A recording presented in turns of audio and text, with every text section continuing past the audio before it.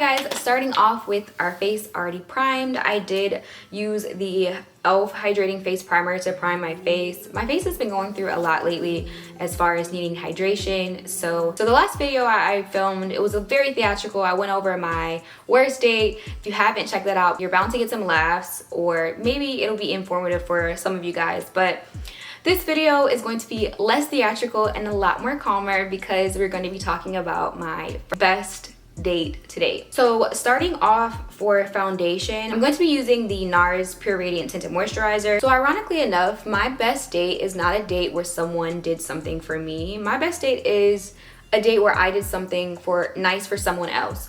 I mean, it's just something about giving when it comes to me that kind of just makes me happy. Like, I enjoy giving to other people. Like, I enjoy doing for other folks and putting in effort. Like, that really makes me happy. So the date in particular that I'm talking about is doing a scavenger hunt. You don't realize how much effort it really takes to actually do those types of dates, but it actually takes like a lot of effort, you know?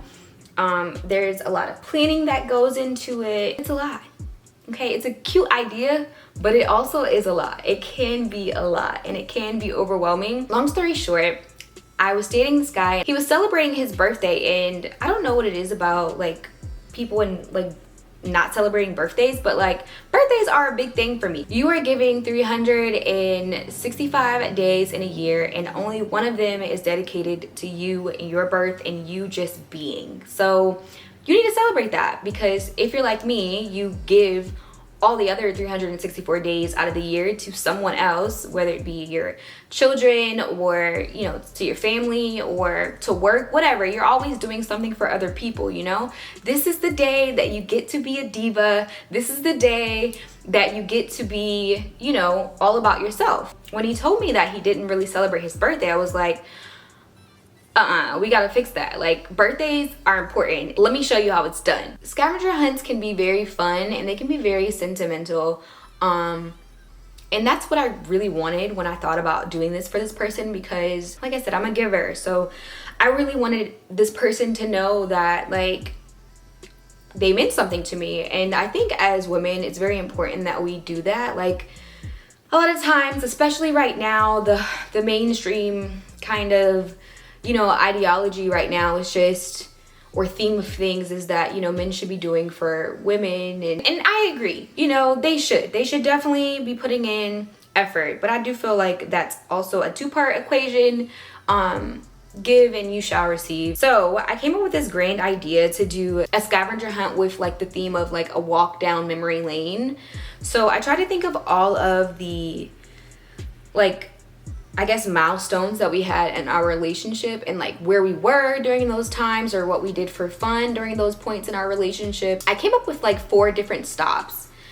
And I just thought it was so cute. So like I ended up like making like little hints and stuff at work and kind of like printing them off. I was just so excited. Like I'm so nerdy. And the first place that I chose was like breakfast, because I'm really big on breakfast, and we were also like as a couple, whether or not I was like making breakfast or he was making breakfast or we were going out to breakfast.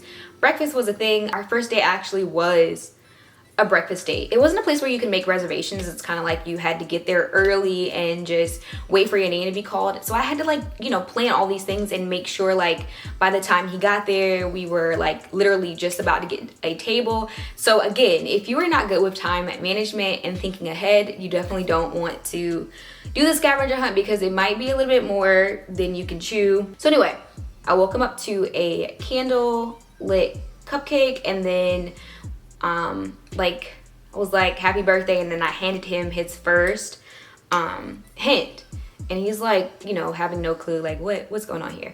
So the clue, I don't remember what exactly the hint or clue said, but it was something clever, and it was like, basically, get dressed and meet me here.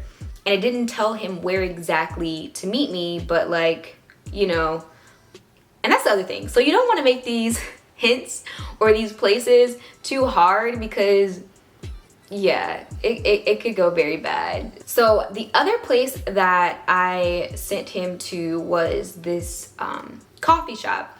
So we were both like in, I guess, transitional periods in our life. I was studying for the MCAT and he was trying to get his business up.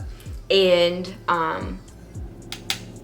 often what we would do is when we wanted to, you know, get some business done but still like hang out with each other, we would go to this coffee shop. Long story short, again, for this hint, I did something very clever, I know, maybe even funny, because I'm kind of lame like that. I had already basically set up to where the clerk that was there that day was going to know and expect for him to be coming to pick up another hint. He also got a gift. I paid for him to have like a I think a gift card to have coffee there. And then the last place that we ended up going to was this place that we had never been before, and it was kind of like my way of saying like new beginnings. I'm so corny, like I don't know, like the hint was like so cute, y'all. It was so cute, like, and basically it was like this like little riddle, and it basically was saying we're in it for the long like blank, right? And it was like fill in this blank, the name of the place that we're going is called long whatever. And he could not get it. He could not get what it was a distillery, y'all. It was a distillery. I think it was called Long Haul or Forever Long or something like that. I don't remember, guys, because I don't even live in that like city anymore. But why didn't you just Google it? But anyway, long story short, it was a distillery, guys. That's how we ended up off our night. When you think of your best date, you automatically go to a date or a time where you were spoiled by someone, and I think that's great. It's always nice to be spoiled, right? But you know, in today's age, I feel like it's important to highlight giving is also nice. You don't always have to be the one receiving. So my best date is one where I was giving, because I do enjoy giving, and especially if you deserve it. Like, it's not that we just want to take. It's that we do want to give, and we don't mind being sometimes helpful, or, you know, giving to those who received it. It's just, do you deserve it? That's the big question. Do you deserve it? All right, so I went ahead and just popped on some lashes. If you guys want to see how I put on lashes, you are free to watch the video. I will link it up above.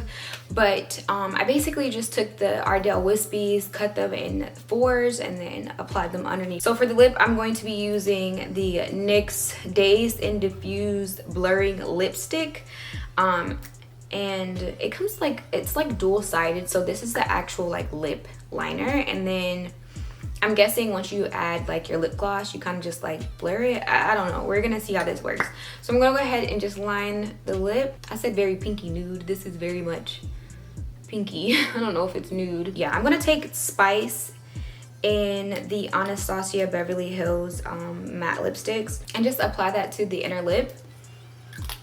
I think I'm digging just the matte lip. I don't think I want to add any lip gloss. Yeah, I don't think so. Anyway, guys, this is the 3rd video of the series. I hope you guys enjoyed today's makeup tutorial as well as today's story time. Don't forget to give, especially with Thanksgiving coming up. I mean, what better time to do for your boo? Until next time, peace.